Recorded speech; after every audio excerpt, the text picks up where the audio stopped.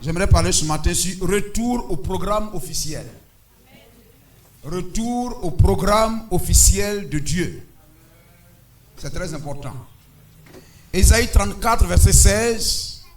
On se tient debout, pour ceux qui sont assis, si vous avez la possibilité, pour honorer la parole du Seigneur. Amen. Lorsqu'on va à la réunion avec les préfets et tout ça, même des directeurs, ils rentrent dans la salle, les gens se tiennent debout.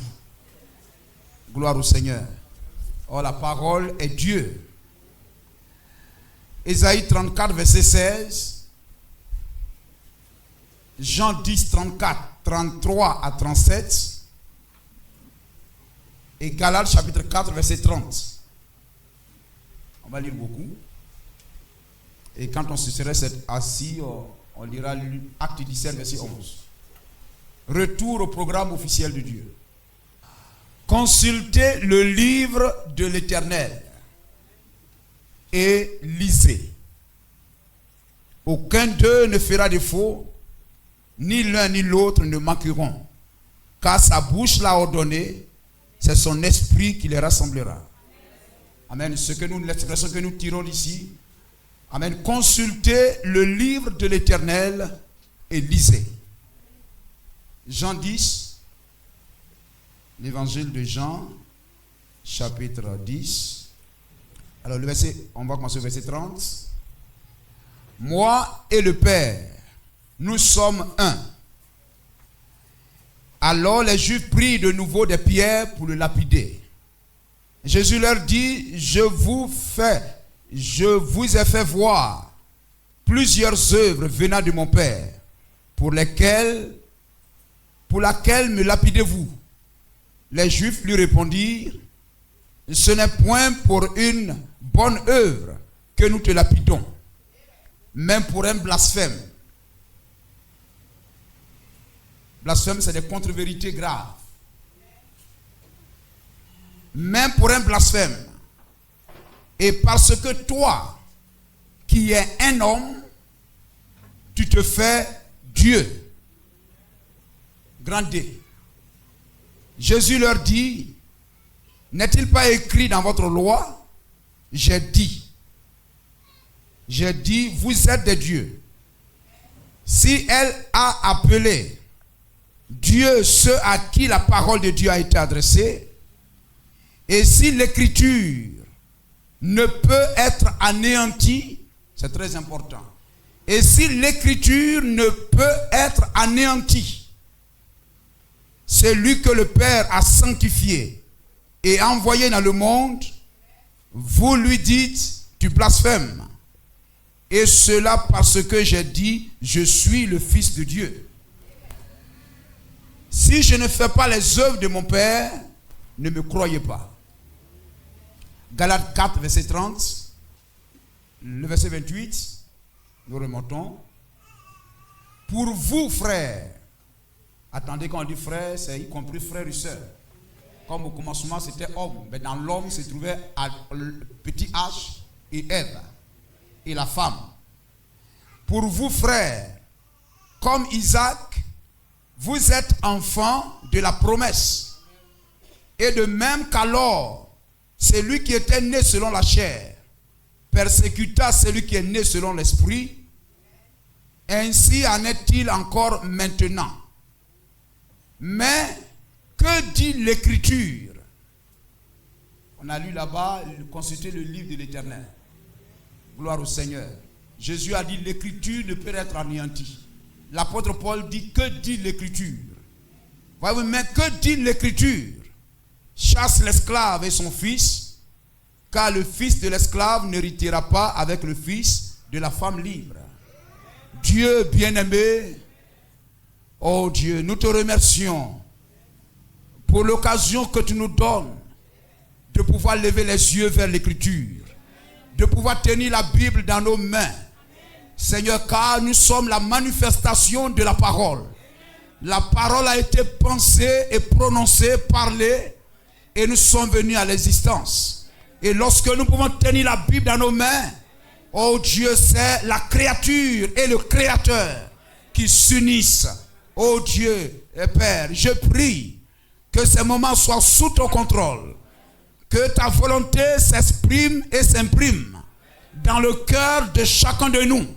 Et que nous repartions de ce lieu satisfait. Que ce jour soit un jour de fête. La fête de la parole. La fête des tabernacles. Des fils et des filles de Dieu qui sont reconnaissants à leur Seigneur.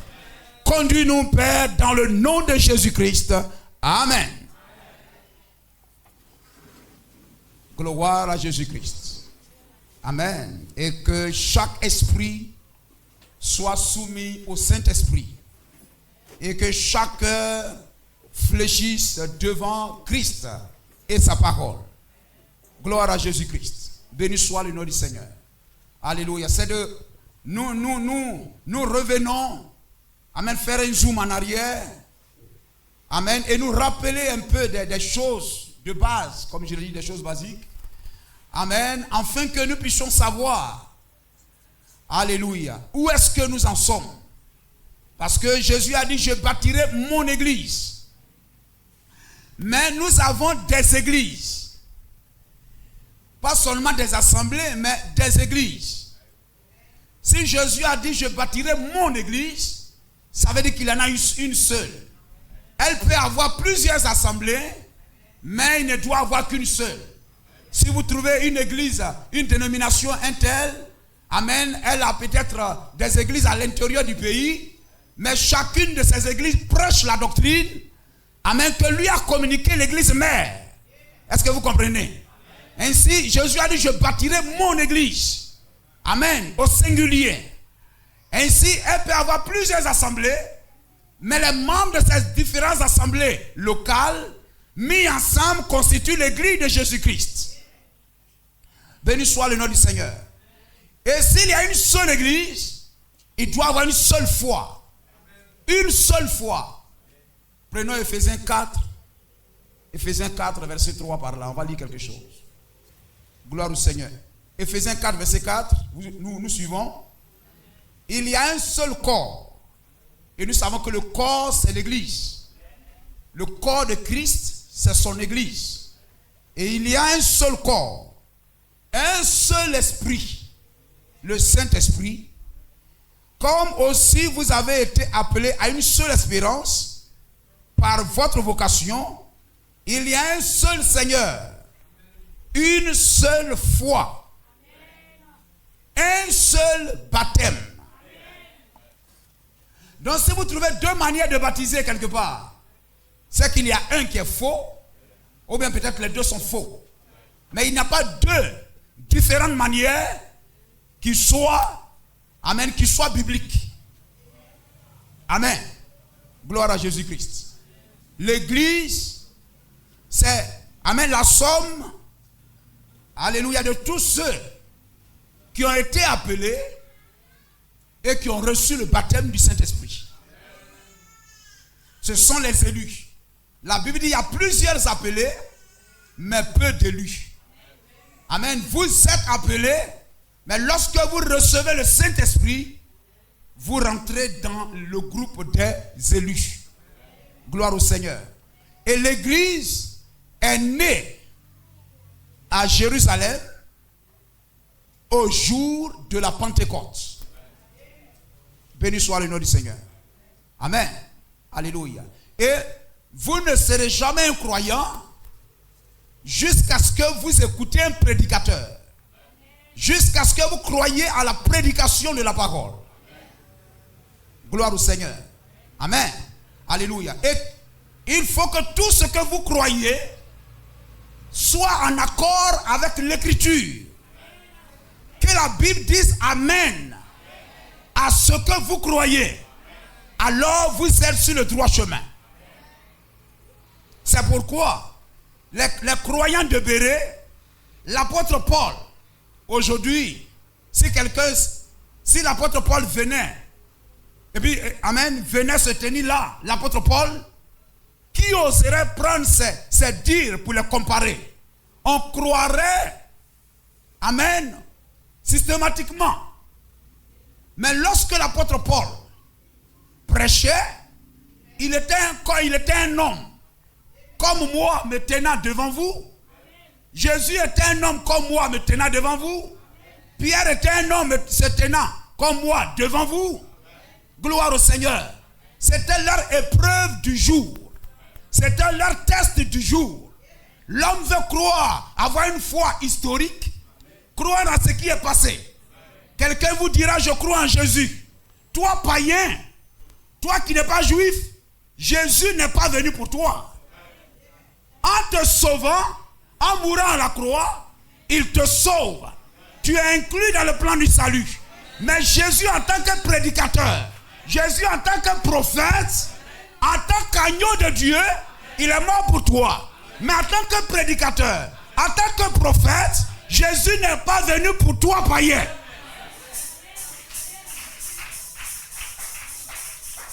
Gloire au Seigneur.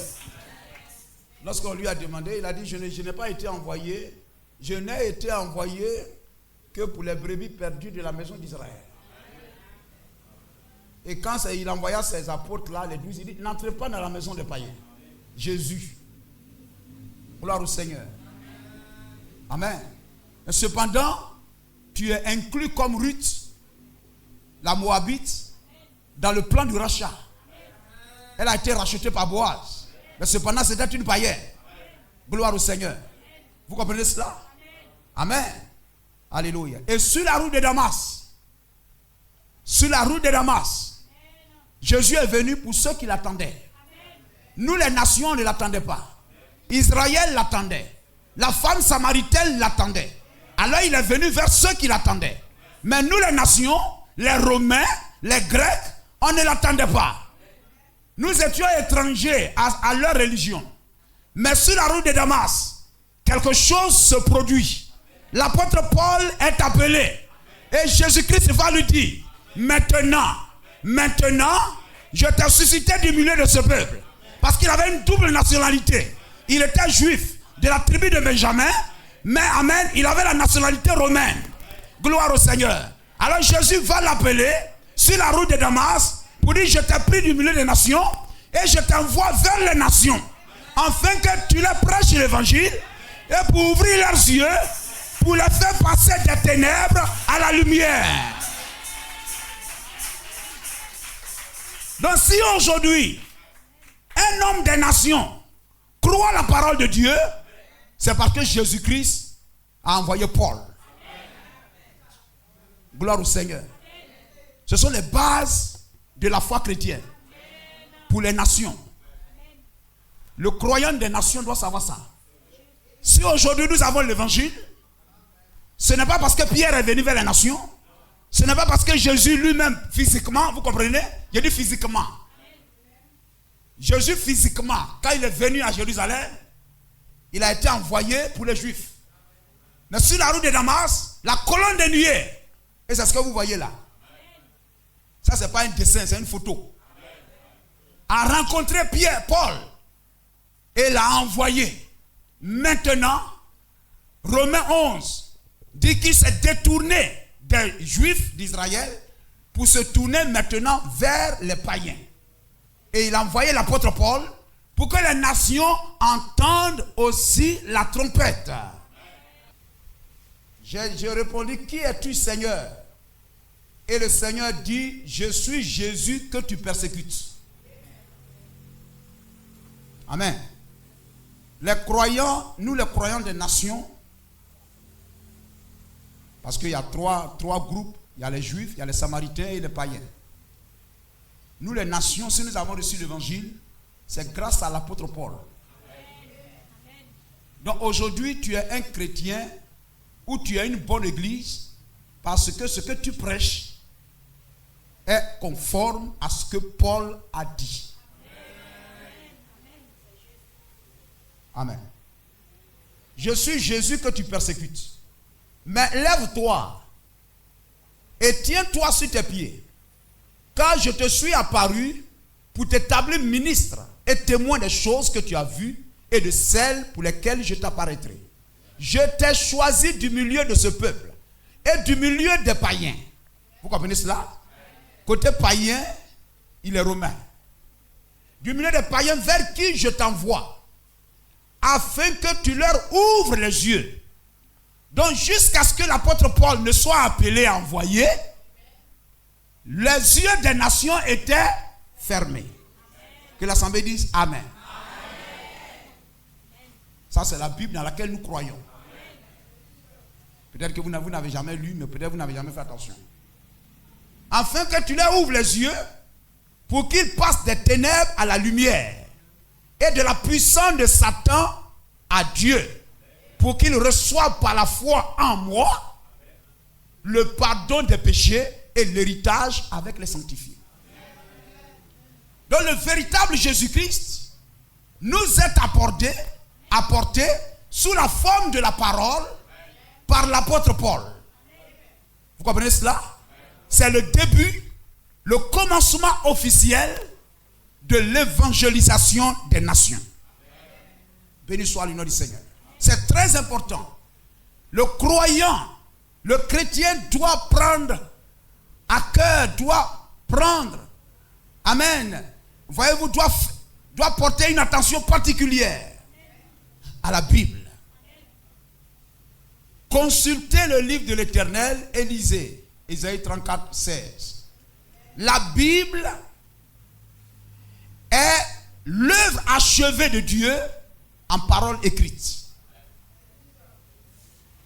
Et un enfant de Dieu, que ça soit dur, que ça soit mou, aussi longtemps que c'est la parole de Dieu, tu dois obéir. Et si Dieu a inscrit ça dans la Bible, c'est qu'il croit que tu as toutes les capacités pour vivre cette parole. Dieu ne nous donnera pas d'obéir à une parole si cela était au-delà de notre portée. S'il inscrit dans sa parole comme une ordonnance, amen, c'est qu'il croit que nous sommes capables d'obéir à ça. Aujourd'hui, on a dilué la parole de Dieu au point que ce n'est plus doux. Dans Jérémie ou Ésaïe, Dieu dit ton vin a été coupé d'eau. Ton vin a été coupé d'eau. La parole de Dieu a été diluée. Amen. Au point que elle ne change pas les gens. Les gens vont à l'église, ils vivent exactement comme des païens. Les femmes s'habillent comme des païennes. Les filles s'habillent comme des prostituées. Je vous l'ai dit, le rabbin disait, il dit hier, il y a des années très loin en arrière, les filles que nous voyons dans la rue avec leur habillement, il fallait aller au cinéma. Il fallait aller au cinéma pour regarder les films à connotation sexuelle ou les films aux attraits sexuels pour voir les choses comme ça. Mais aujourd'hui, le cinéma est venu se déposer sur le marché. Il dit, hier, ça, c'était des films pornographiques. Mais aujourd'hui, cet esprit a saisi les femmes et les filles. Et elles chantent dans la chorale. Gloire au Seigneur. Elles chantent dans la chorale. Et le pasteur Margouilla, il s'attend aux dîmes, aux offrandes chaque semaine et chaque fin du mois. Et ferme la bouche et les yeux. Assis sur les plateaux de télévision. Ce sont de beaux parleurs. Mais il y a une différence entre dire et faire. Et des enfants de Dieu. Lorsque je prêche, vous trouvez que c'est difficile et puis vous quittez l'assemblée. Mais la parole vous rattrapera. La parole vous rattrapera. Acte 17, 11. Ces Juifs avaient des sentiments plus nobles que ceux de Thessalonique. Ils reçurent la parole avec beaucoup d'empressement et ils examinaient ce que Paul prêchait. Paul, l'apôtre Paul. Mais c'est nous aujourd'hui, quand on regarde Paul, et ils ne le regardaient pas comme nous on le regarde aujourd'hui. La manière même eux ils regardaient Jésus, nous on ne le regarde pas aujourd'hui comme eux ils regardaient Jésus. Gloire à Jésus-Christ. Ils reçurent la parole avec beaucoup d'empressement et ils examinaient chaque jour les Écritures pour voir si ce qu'on leur disait était exact. Gloire au Seigneur. Amen. Et quand c'est, que ça soit dur ou difficile, mais prions que Dieu nous accorde la grâce de mettre cela en pratique. Que le comprimé soit doux ou amer, c'est la prescription du médecin. Il faut prendre ça. Gloire au Seigneur.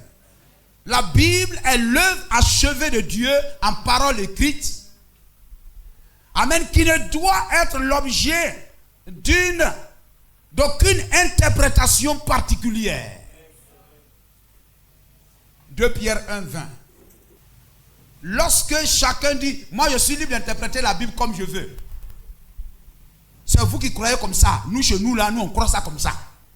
Si vous croyez ce que vous voulez, nous aussi, on croit comme cela. Ça fait deux croix différents. Ça fait 2 fois différents.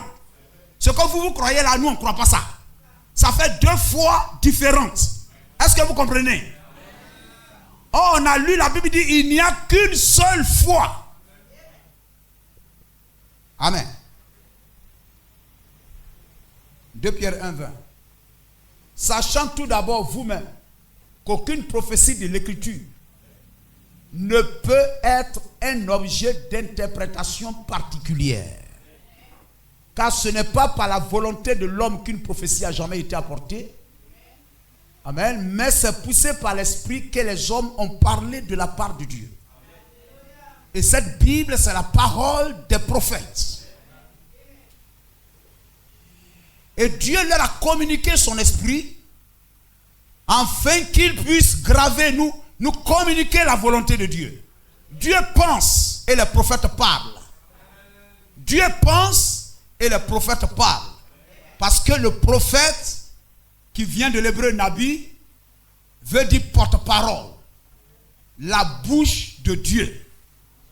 C'est comme le roi est assis. Nous sommes dans le royaume de Dénier. Le roi, il est assis. Il va venir à cette réunion. Et il ne parlera même pas. Mais à chaque fois, il y a quelqu'un qui se tient devant lui. Qu'on appelle comment là le porte-parole. Le roi dit. Le roi dit. Le roi dit. Et quand il parle, vous ne mettez pas sa parole en cause. Nul ne dit ça, le roi n'a pas dit ça. Mais parce que vous avez l'assurance que c'est l'homme reconnu par tous comme étant le porte-parole du roi. Béni soit le nom du Seigneur. La Bible ne doit pas être l'objet d'une interprétation particulière. C'est-à-dire, il n'y a pas une interprétation méthodiste, Assemblée de Dieu, catholique, je ne sais pas quoi, christianiste terrestre, Aris. Vous comprenez cela? Gloire à Jésus-Christ. La Bible ne doit pas être l'objet d'une interprétation particulière. Amen. Voyez-vous, chaque école de théologie, amen, et ça me plaît bien qu'il la soit ici, ce sont les écoles. Le naturel typifie le spirituel. Chaque école de théologie, amen, c'est l'image de nos assemblées. Parce que nous sommes à l'école de Dieu. Amen. Chaque école de théologie ne doit pas avoir son interprétation particulière des Écritures. Mais quelle que soit l'école, on doit trouver la même compréhension des Écritures partout. Regardez, nous sommes dans le pays, dans le paysage francophone, dans les États francophones.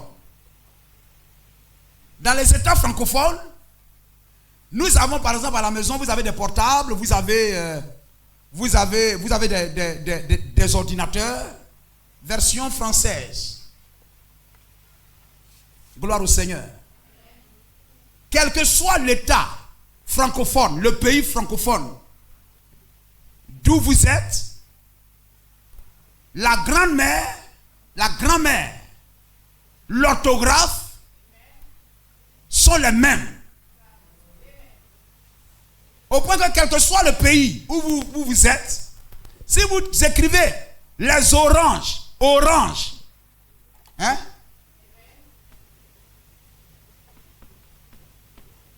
Orange. C'est comme ça qu'on écrit orange, non? Si vous écrivez ça dans l'ordinateur, est-ce qu'il va souligner en rouge? Mais si vous écrivez ça comme ça, ça va souligner. Vous n'allez pas lui dire non, moi je suis en Côte d'Ivoire. Et lorsque vous installiez même le logiciel, le navigateur, vous avez même choisi le pays. Vous avez choisi Côte d'Ivoire. Cependant, si vous écrivez orange avec E, il va te souligner pour te dire que quel que soit le pays, si tu es un francophone, orange doit s'écrire comme ça. Frère, ce sont les ABC de la foi chrétienne. Béni soit le nom du Seigneur. Si vous écrivez les oranges, vous ne mettez pas S, ça sera souligné en bleu. Pour dire, vous venez de faire une faute de grammaire. Béni soit le nom de Jésus-Christ. Gloire au Seigneur. Il y a une loi universelle. Il y a un programme universel. Il y a un programme universel. Je l'ai dit tout à l'heure, les choses naturelles nous donnent de comprendre les choses spirituelles. Et lorsque nous parlons de l'école naturelle, que nous voyons nos enfants vont à l'école et tout ça. Amen. Je crois que les enseignants sont là. La sœur Dia n'est pas là. Amen. Voyez-vous, les choses naturelles. C'est lui qui a imposé le programme officiel et c'est lui qui envoie les enseignants dans son école. Dès que vous dites que mon école là, je consacre ça au gouvernement, ça devient, ce n'est plus privé, ce n'est plus mon école, ce n'est plus mon église, mais c'est l'église de Jésus-Christ.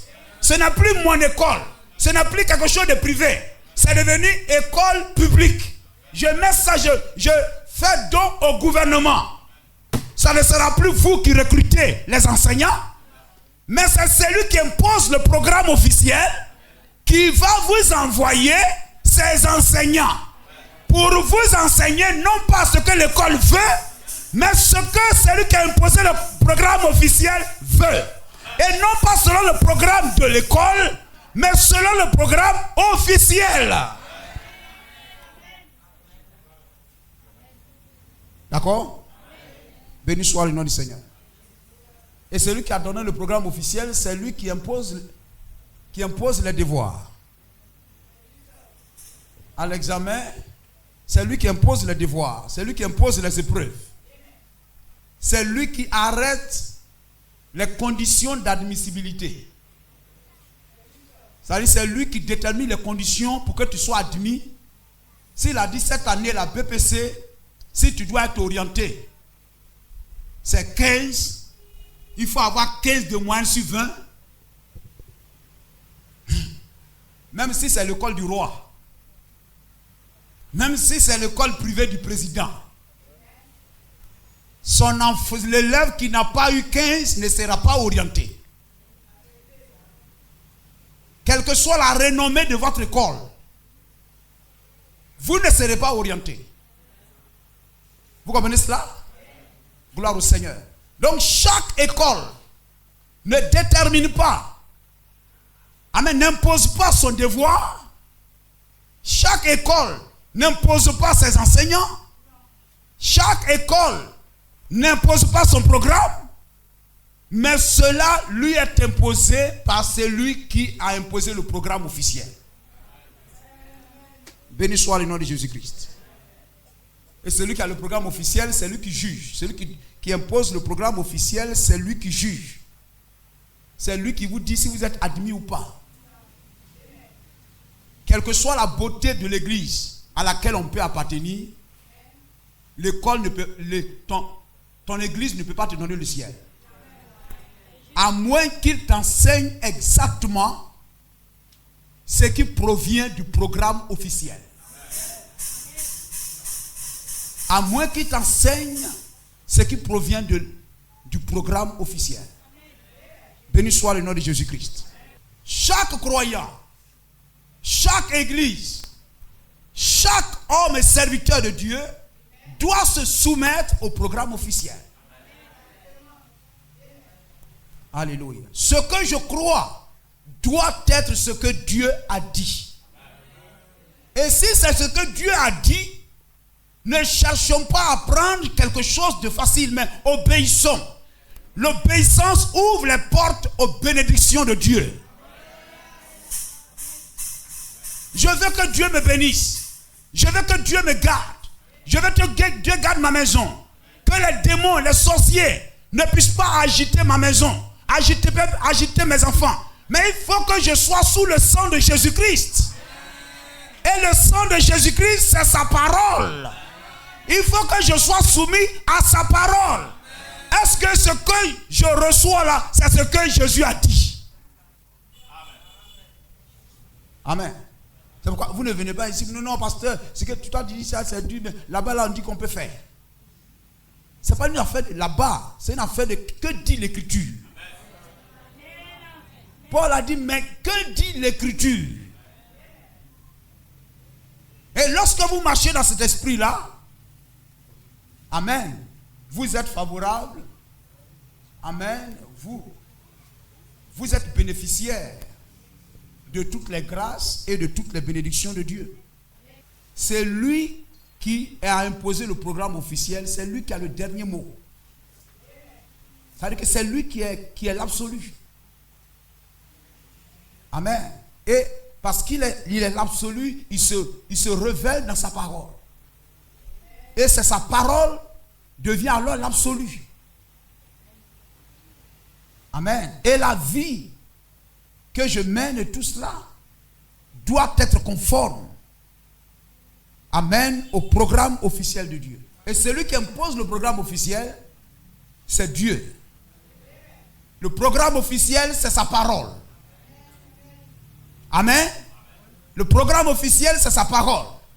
Nous avons lu, amen, pour tous les croyants, c'est la Bible. Gloire au Seigneur. Et pour les croyants de HAM, amen, c'est le message de l'heure. Le message de l'heure est le programme officiel.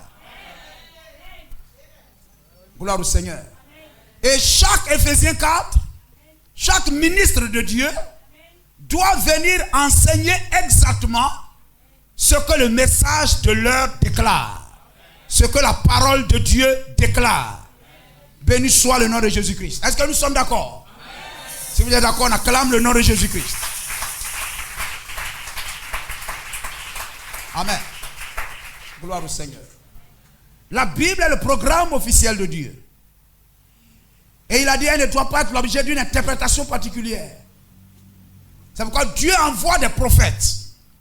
Il a commis des prophètes pour nous faire comprendre, pour nous amener à comprendre la parole écrite. Amen. Nous donner de comprendre la parole écrite. Le prophète vient avec la révélation de la parole écrite. Le prophète. Amen.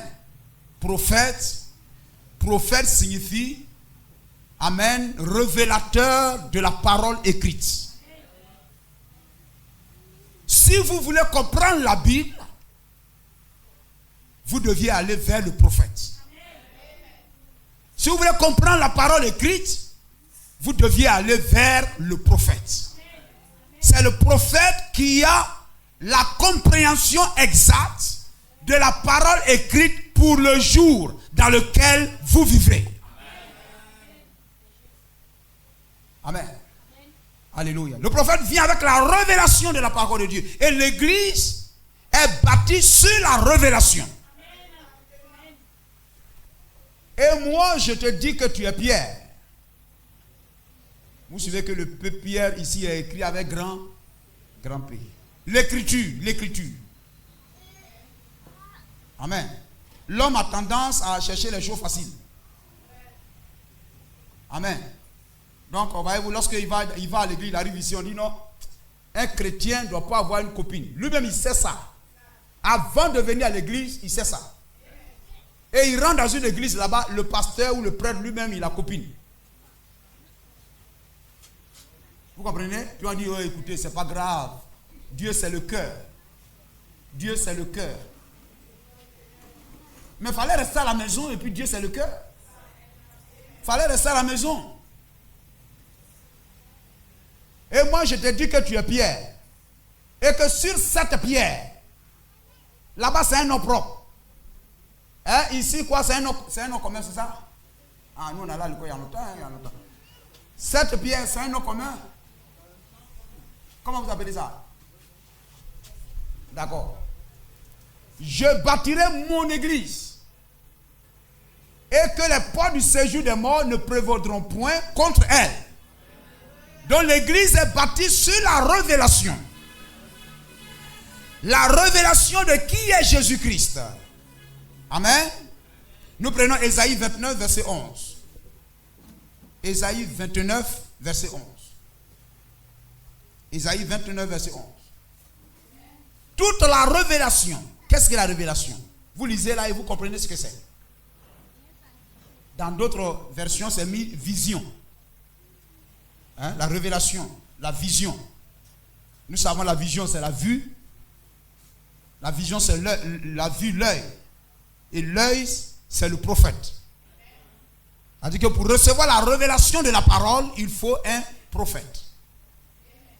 Amen. C'est pourquoi, voyez-vous, le diable n'envoie pas des... Vous n'entendez pas dire faux pasteur, faux évangéliste. Ça, c'est rare d'entendre les choses comme ça. Mais toujours prophète. Prophète. Quand quelqu'un se lève, je suis prophète. Il se lève ici, je suis prophète. Et vous trouvez dans la Bible, on parle toujours faux prophète. Parce que le diable lui-même sait que la parole de Dieu vient aux enfants de Dieu par le moyen d'un prophète. Et donc, s'il peut fermer ce canal-là, tu ne vas pas recevoir l'eau dans ta maison. Amen. Toute la révélation est pour vous comme des mots d'un livre caché, scellé de sceaux. Toute la révélation est pour vous comme les mots d'un livre cacheté, scellé, que l'on donne à un homme qui sait lire.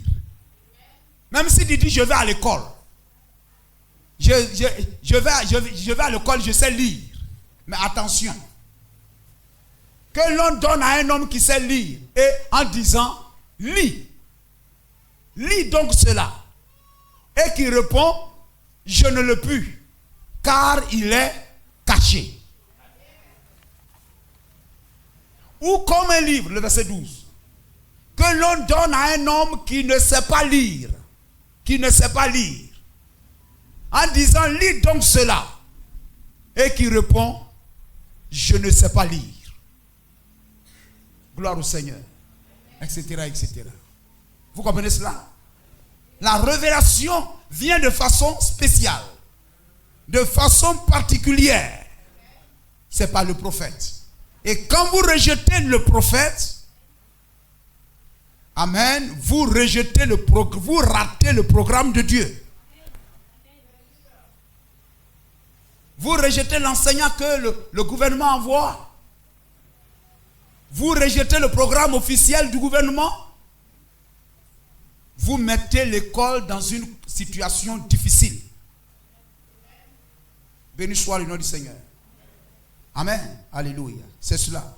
Et voyez-vous, la Bible dit, ne formez pas des pasteurs. Ne formez pas des prophètes. Mais priez le maître de la moisson, afin qu'il envoie des ouvriers dans sa moisson. On ne devient pas pasteur. On ne devient pas prophète. On est pasteur, on est prophète, on est évangéliste.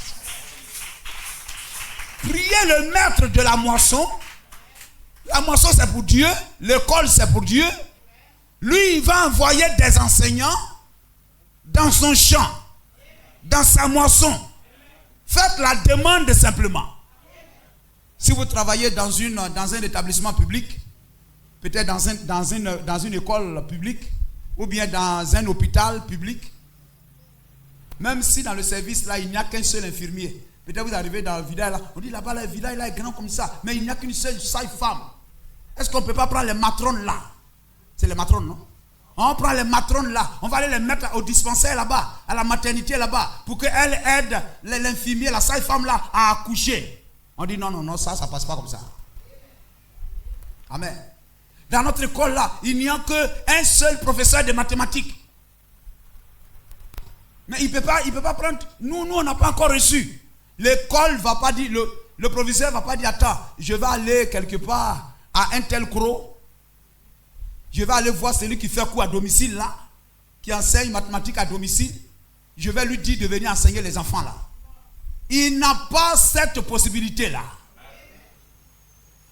Il faut que celui qui est le propriétaire de l'école, lui, le proviseur, il va prendre BIC.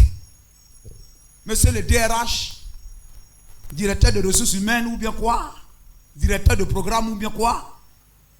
Dans mon école là, dans mon lycée, lycée Kakukuro, je n'ai que un seul professeur de maths. J'ai besoin de professeur de maths. On lui a envoyé, on ne lui a pas envoyé, il se contente de ce qu'il a. Gloire au Seigneur. C'est celui qui, l'auteur du programme officiel, qui décide de tout. Béni soit le nom de Jésus-Christ. Est-ce qu'on peut acclamer le nom de Jésus-Christ? Amen. Béni soit le nom du Seigneur. Amen. Quand vous rejetez le prophète, c'est le prophète qui vous donne la vraie compréhension de la parole de Dieu dans le jour dans lequel vous vivez. Et quand vous rejetez le prophète, amen, vous rejetez la parole. Et quand vous rejetez la parole, vous êtes un incroyant. Vous entrez en conflit avec Dieu. Béni soit le nom du Seigneur. Donc il est important, dans l'âge dans lequel nous vivons, de recevoir aussi un prophète. Et conformément à Matthieu 17, 11, Luc 17, 30, 26 à 30, Actes chapitre 3, versets 19 à 23, Malachie chapitre 4, versets 5 à 6, Dieu a promis, gloire au Seigneur, de nous envoyer aussi un prophète, revêtu de l'esprit d'Élie. Sa venue précède la seconde venue de Jésus-Christ. Lui, il nous ramènera sur le fondement de la véritable église de Jésus-Christ. Dieu nous a envoyé William Marion Branham. Béni soit le nom de Jésus-Christ. Amen. Alléluia. Voyons l'importance d'un prophète, c'est très important. Gloire au Seigneur. Quand vous rejetez la parole de Dieu, vous entrez en conflit avec Dieu. Et cela amène la confusion. La confusion. 2 Timothée chapitre 4, versets 1 à 5. Et l'Esprit dit expressement que dans les derniers temps, quelques-uns abandonneront la foi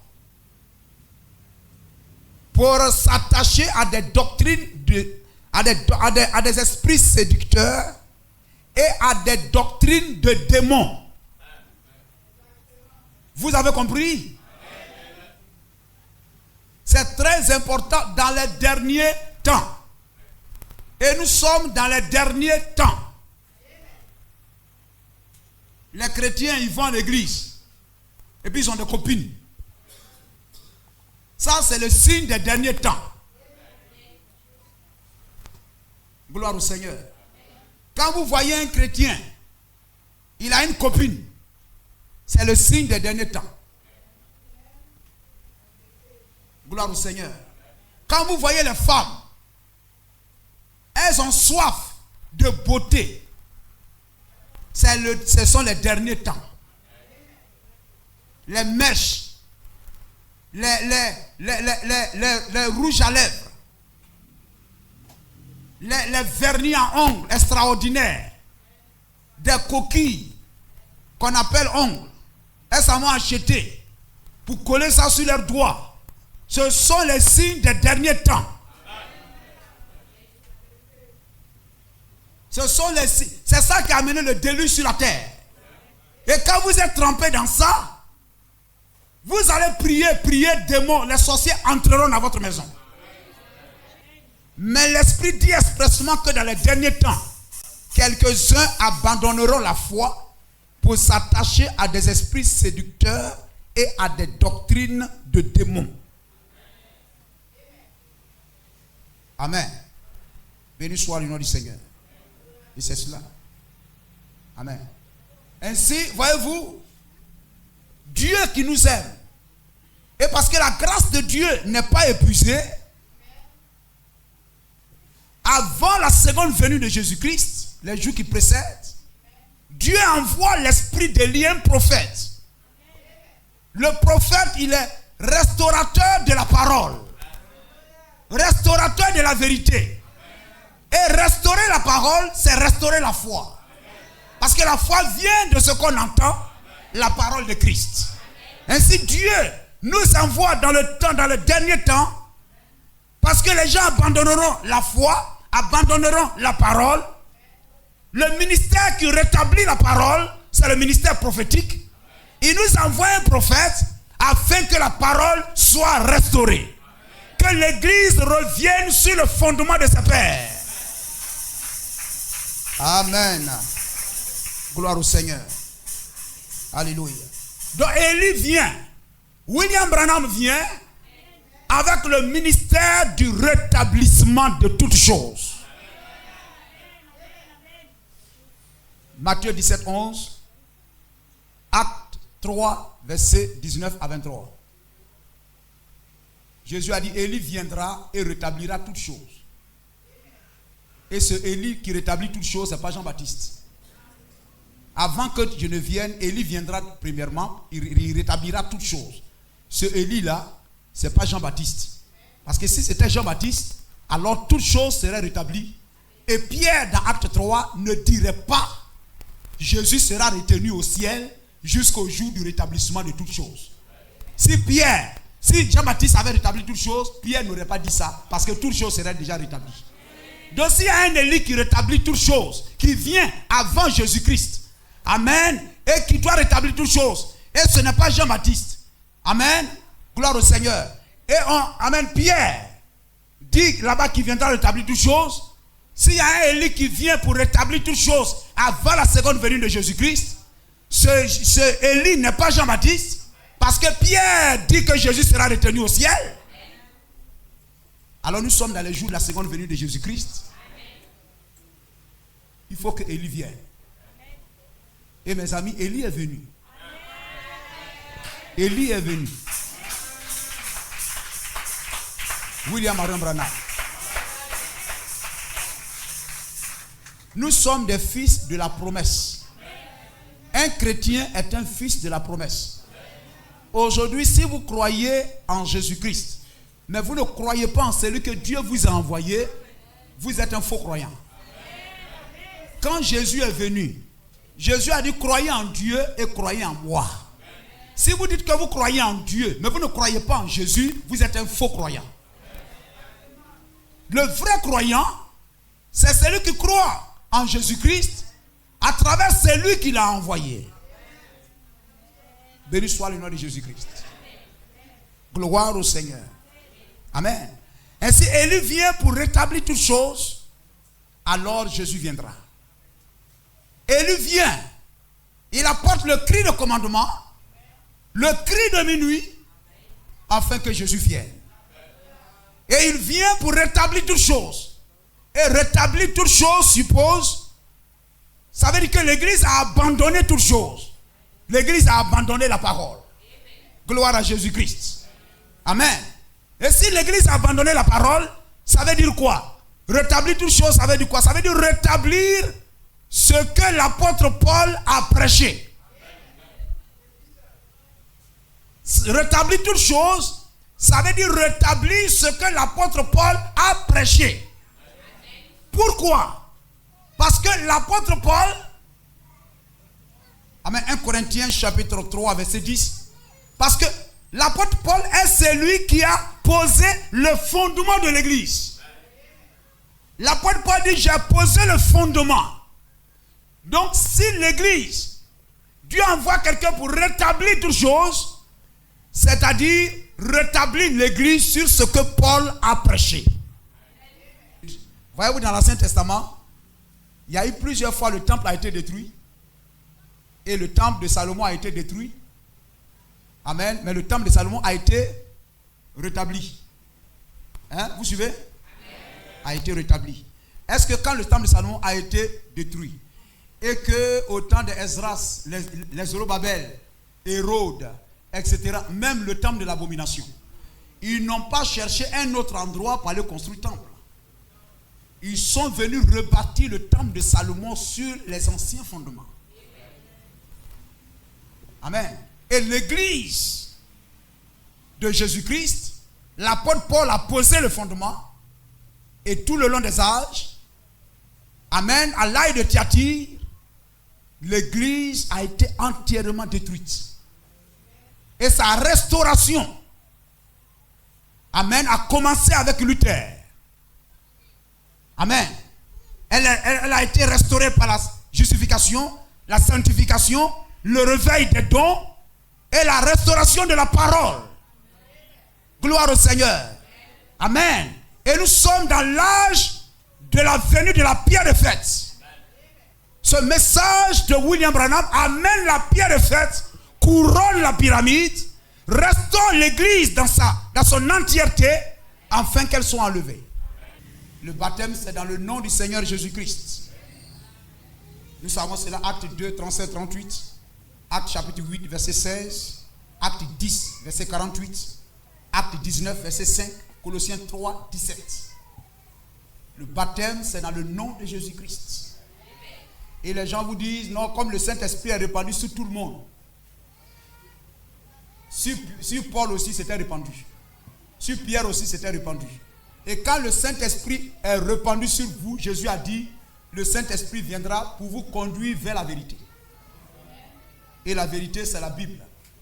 Donc, elle vous conduira vers 1 Timothée 2,11. Quand le Saint-Esprit sera répandu sur vous, il vous conduira vers 1 Timothée 2,11. Si vous avez le Saint-Esprit, il vous conduira vers 1 Timothée 2,11. Tu vas aller dire, une femme, je ne permets pas à la femme d'enseigner la parole de Dieu. Ça prouve que tu as le Saint-Esprit. Mais si tu as le Saint-Esprit et puis il ne te conduit pas dans la Bible, c'est que ton esprit là, c'est un esprit humain ou de religion. Amen. L'apôtre Paul dit, Colossiens 2,9, etc., Jésus-Christ est le Jéhovah de l'Ancien Testament. C'est la plus grande de toutes les révélations. Apocalypse 1,8, Ésaïe 6, Ésaïe 9, 6, Ésaïe 35, Apocalypse 1,8, Matthieu 28, 19. C'est lui, amen, c'est lui qui a le nom là, Matthieu 28, 19. Baptisez-les dans le nom du Père, Fils, Saint-Esprit. C'est-à-dire c'est lui qui a ce nom, c'est lui. Ce nom-là, il est Père, il est Fils, il est Saint-Esprit. Vous comprenez? Le nom au singulier, là, ce nom-là, il est Père, il est Fils, il est Saint-Esprit. Donc si vous connaissez ce nom, alors sachez que ce nom-là est Père, Fils et Saint-Esprit. Et nous savons qu'il n'y a pas un autre nom qui a été donné, c'est le nom de Jésus-Christ. Donc selon Matthieu 28, 19, Jésus-Christ est Père, il est Fils, il est Saint-Esprit. Béni soit le nom de Jésus-Christ. Amen. Il est le Dieu Tout-Puissant. Et c'est dans son nom qu'on reçoit le vrai baptême. Amen. Et vous savez que l'une des causes pour lesquelles il a été crucifié, c'est qu'il se faisait passer pour... On l'accusait qu'il se faisait passer pour Dieu et il ne respectait pas le sabbat. Amen. On l'accusait parce qu'aujourd'hui encore c'est un débat. Gloire au Seigneur.